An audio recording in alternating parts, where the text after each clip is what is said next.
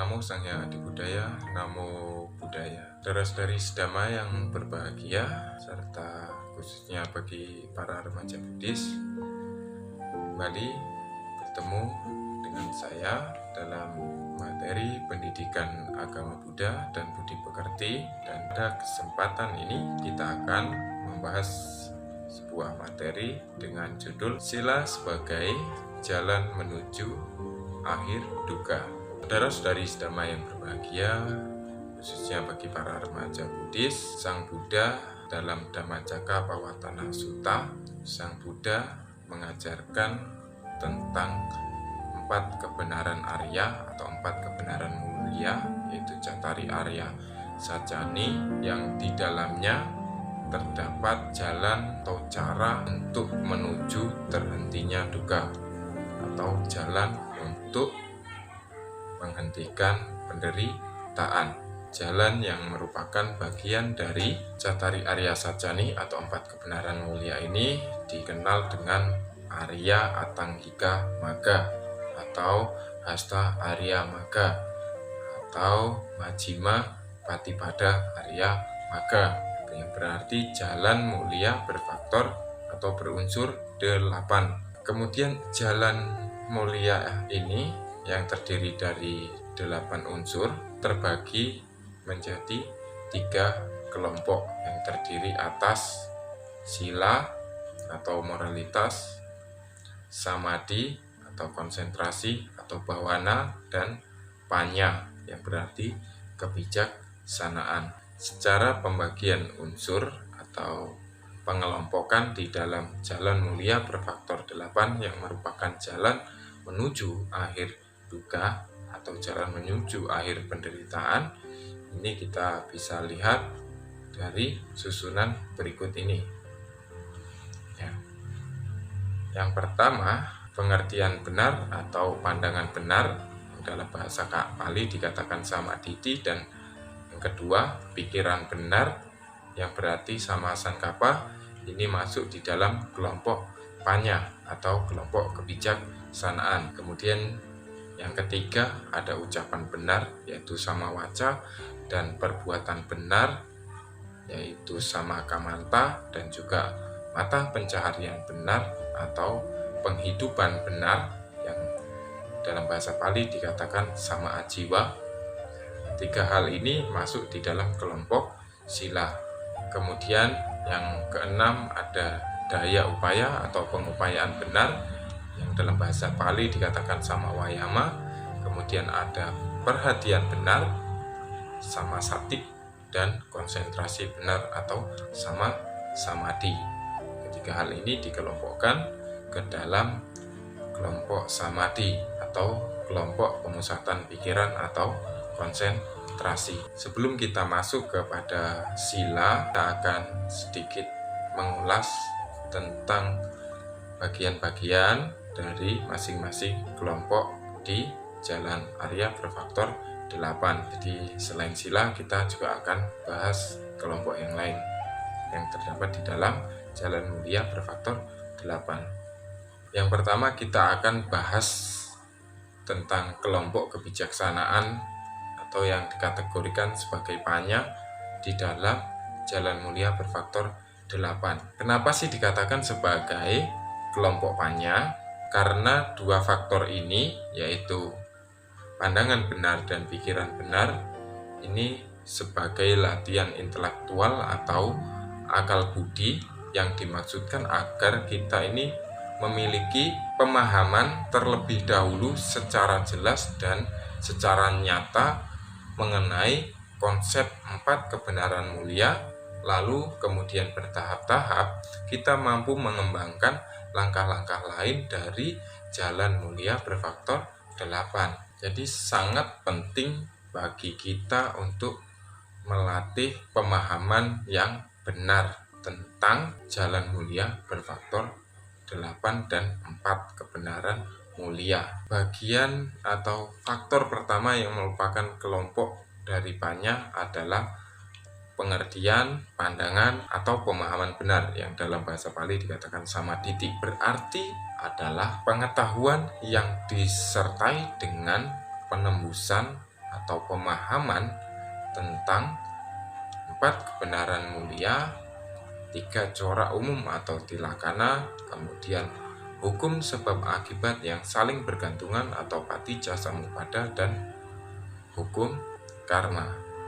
Jadi ketika kita mengembangkan pemahaman dan pengertian benar, kita harus memahami dan mengerti tentang bagian-bagian hukum-hukum yang ada di dalam agama Buddha, Cattari Arya Sacani, tilakana, patijja samuppada, dan hukum karma. Umat Buddha harus mengerti hukum-hukum ini sebelum nantinya kita melanjutkan ke tahap yang selanjutnya. Yang kemudian bagian yang kedua dari kelompok Panya yaitu pikiran benar atau sama sankappa. Pikiran benar adalah pikiran yang terbebas dari nafsu-nafsu keduniawian atau nekama sankappa. Kemudian terbebas dari nafsu kebencian atau avyapada sankappa. Dan juga pikiran yang terbebas dari kekejaman atau ahimsa sankappa. Jadi suatu pikiran yang dikatakan sebagai pikiran benar adalah pikiran itu bebas dari nafsu-nafsu keduniawian, pikiran itu bebas dari kebencian, pikiran itu bebas dari kekejaman, dan pikiran itu harus bebas dari kekotoran batin. Sehingga dengan pikiran yang benar yang akan mengkondisikan dan terwujud di dalam ucapan serta perbuatan yang benar, tidak merugikan diri sendiri dan orang lain. Kenapa manusia harus menjaga pikirannya agar terwujud dalam tingkah laku ucapan yang baik yang kemudian kita kenal dengan sila. Selanjutnya kita akan masuk di bagian kelompok yang kedua, yaitu kelompok sila atau moralitas atau kebajikan. Kenapa dikatakan sebagai kelompok moralitas? Karena merupakan latihan etika yang mana ketika kita melakukan hal tersebut, maka hal itu akan membawa kebaikan di dalam kehidupan kita. Dan juga kenapa dikatakan sebagai moralitas? Karena diri kita lah yang kemudian menentukan apa yang akan kita perbuat di dalam kehidupan ini, bagaimana sikap dan perilaku kita di dalam masyarakat. Faktor yang pertama yang merupakan bagian dari kelompok sila adalah ucapan benar atau sama waca. Ada beberapa kategori dikatakan ucapan itu adalah ucapan yang benar, atau ada beberapa kategori yang dikatakan bahwa ucapan itu bukanlah ucapan yang benar di dalam agama Buddha. Yang pertama, ucapan bohong atau musawada. Yang kedua, ucapan fitnah atau pisuna waca. Kemudian ucapan kasar atau caci maki atau parusa waca.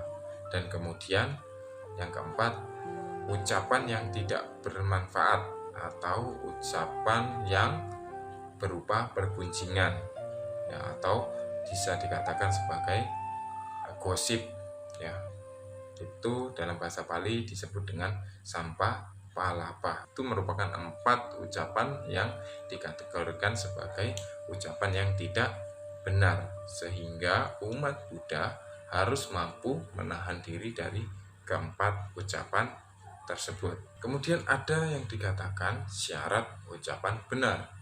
Yang pertama, ucapan itu dikatakan benar ketika ucapan itu benar-benar adanya, atau ucapan itu memang benar seperti itu ya, tidak ada penambahan, tidak ada pengurangan, dan juga ucapan itu memang ucapan yang baik, bukan merupakan ucapan yang kasar atau bukan merupakan ucapan yang tidak hormat. Yang kedua, ucapan itu beralasan. Jadi ucapan yang dikatakan benar itu ucapan yang beralasan.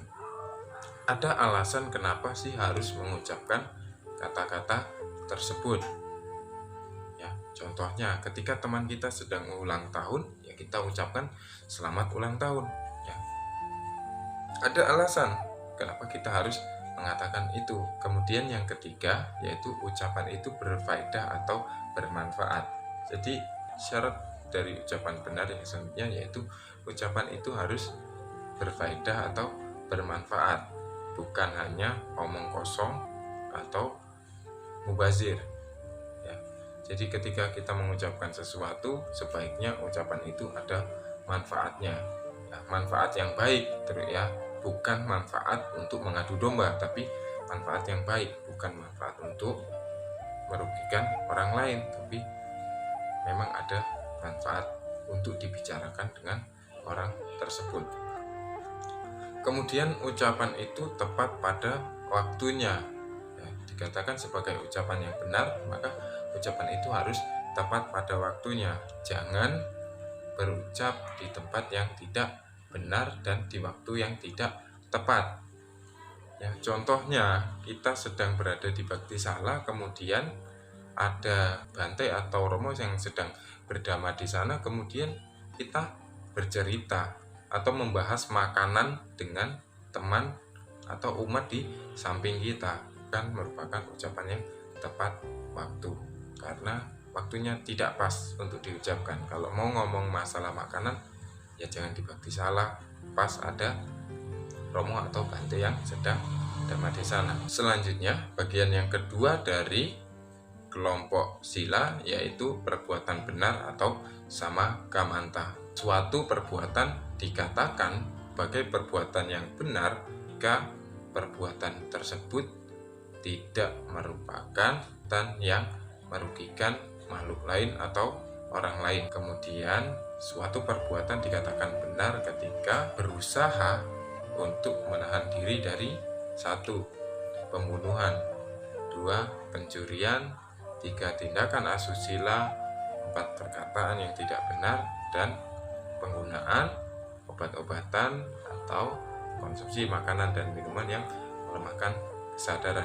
Dengan kata lain, ya, perbuatan dikatakan sebagai perbuatan benar adalah perbuatan yang tidak melanggar Pancasila Buddhis. Selanjutnya, bagian yang ketiga dari kelompok sila yaitu mata pencaharian. Tapi mata pencaharian sebenarnya tidak tepat. Yang lebih tepat adalah penghidupan benar. Karena kalau kita bicara tentang mata pencaharian, bagaimana dengan seorang samana atau pabanjita atau biku?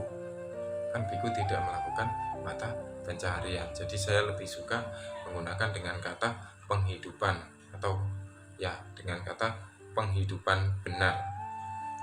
Dalam bahasa Bali disebut sebagai sama ajiwa. Penghidupan benar berarti menghindari diri dari menyebabkan kerugian atau penderitaan makhluk lain. Ya, atau dengan kata lain berarti menghindari diri dari penghidupan yang menyebabkan kerugian atau penderitaan makhluk lain. Di dalam Buddhisme, dalam Majjhima Nikaya Sutta ke-117 dikatakan bahwasanya ada 5 penghidupan yang salah yang harus dihindari bagi umat Buddha. Yang pertama, penghidupan atau pemenuhan kehidupan dengan penipuan. Kedua, dengan ketidaksetiaan. Ketiga, dengan penunjuman atau rampasan. Yang keempat, dengan kecurangan. Yang kelima, dengan memungut bunga yang terlalu tinggi atau praktek lintah darah. Jadi di dalam agama Buddha, penghidupan dengan cara melakukan penipuan, ketidaksetiaan, penunjuman, kecurangan, dan memungut bunga yang terlalu tinggi adalah perbuatan atau penghidupan yang salah yang harus dihindari. Nah, karena itu akan membawa penderitaan bagi orang lain atau makhluk lain. Nah, selain itu, di dalam agama Buddha ada beberapa objek perdagangan yang harus dihindari oleh umat Buddha khususnya. Pertama, yaitu menghindari penjualan makhluk hidup, hewan, manusia juga tergolong makhluk hidup, atau penjualan manusia, perbudakan dan lain sebagainya itu juga tidak diperbolehkan. Kedua, berjualan senjata dalam kategori bahwa senjata ini merupakan senjata yang berbahaya. Ya, tapi kembali lagi di dalam penggunaan. Ya, kalau dalam bentuk pisau untuk memasak, ya kita tidak tahu. Ya mungkin masih bisa ya. Tapi yang lebih tepatnya di sini adalah senjata untuk peperangan atau untuk tindakan-tindakan kekerasan. Contohnya senjata api dan lainnya. Yang ketiga, berjualan daging atau segala sesuatu yang berasal dari penganiayaan makhluk hidup. Yang keempat, berjualan minuman atau makanan atau obat-obatan yang dapat menimbulkan ketagihan dan juga melemahkan kesadaran atau menjadi mabuk. Yang kelima, yang harus dihindari adalah berjualan racun. Kenapa 5 hal ini harus dihindari atau sebaiknya tidak dilakukan di dalam perdagangan atau bagi umat Buddha yang melakukan perdagangan? Karena kelima hal ini atau kelima perdagangan ini dapat menyebabkan penderitaan atau menimbulkan penderitaan bagi makhluk lain. Jadi begitu luar biasanya agama Buddha ya dengan cinta kasihnya. Kemudian kita akan masuk ke kelompok ketiga dari Jalan Mulia Berfaktor 8 yang merupakan kelompok samadhi atau kelompok pemusatan pikiran atau konsentrasi. Dikatakan sebagai kelompok konsentrasi atau pemusatan pikiran karena bagian dari kelompok ini merupakan latihan kejiwaan atau penyadaran tentang perubahan batin yang bersifat keduniawian ke keadaan batin yang lebih murni. Bagian yang pertama dari kelompok samadhi yaitu sama wayama atau upaya benar atau daya upaya benar. Katakan sebagai daya upaya benar ini ada 4 bentuk tindakan. Yang pertama yaitu berusaha untuk mencegah munculnya pikiran-pikiran yang buruk. Yang kedua, berusaha untuk menghentikan dan menghancurkan pikiran-pikiran yang buruk yang sudah ada. Yang ketiga, berusaha untuk memunculkan pikiran-pikiran yang baik yang belum muncul. Yang keempat, berusaha untuk mengembangkan atau memajukan pikiran-pikiran yang baik yang sudah ada. Jadi keempat hal ini merupakan bentuk upaya yang merupakan upaya benar atau daya upaya benar. Bagian yang kedua dari kelompok samadhi yaitu perhatian benar atau samasati. Ya, dikatakan sebagai perhatian benar ini dapat diwujudkan dalam 4 tindakan, yaitu perhatian terhadap badan jasmani atau kaya nupa sana. Jadi memperhatikan gerak-gerik jasmani kita, apa yang dilakukan oleh jasmani kita. Kemudian perhatian terhadap perasaan atau wedana nupa sana. Jadi memperhatikan perasaan kita, bagaimana perasaan kita muncul, apa perasaan kita yang muncul, ya kenapa bisa muncul. Itu kita selalu perhatikan. Perhatian terhadap pikiran kita atau cita nupa sana. Jadi kita memperhatikan pikiran yang muncul di dalam diri kita. Kenapa sih pikiran itu muncul? Apa sebabnya? Ya, kemudian setelah itu ketika pikiran itu baik, lakukan. Kalau pikiran itu tidak baik, hentikan. Perhatian terhadap batin atau dhamma nupa sana. Kemudian yang ketiga dari kelompok samadhi atau yang merupakan bagian ke-8 dari Jalan Mulia Berfaktor 8 yaitu konsentrasi benar atau sama samadhi, yang berarti pemusatan pikiran pada objek yang tepat sehingga batin mencapai suatu keadaan yang lebih tinggi dan lebih dalam. Bagi siswa yang telah berhasil melakukan 8 jalan ini, yang merupakan hanya sila samadhi, akan memperoleh beberapa hal. Di antaranya yang pertama yang dikenal sebagai sila wisuddhi, yaitu kesucian sila.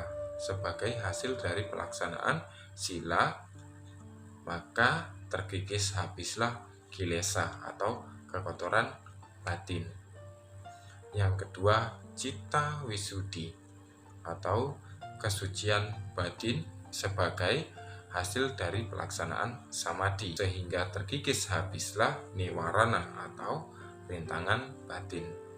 Dan yang ketiga dikatakan sebagai ditthi wisuddhi atau memperoleh ditthi wisuddhi, yaitu kesucian pandangan sebagai hasil dari pelaksanaan panya, sehingga terkikis habislah anusaya atau kecenderungan berprasangka. Jadi ketika seseorang telah murni di dalam pelaksanaan sila, maka dia akan menghancurkan kilesa. Kilesa adalah kekotoran batin yang kasar dan dapat dengan jelas dilihat atau didengar. Kemudian ketika seseorang telah berhasil dalam pelaksanaan samadhi atau meditasi atau bhavana, maka orang tersebut akan menghancurkan yang namanya kekotoran batin yang disebut sebagai niwarana, yaitu kekotoran batin yang agak halus. Ini agak sukar diketahui dengan cara dilihat atau didengar.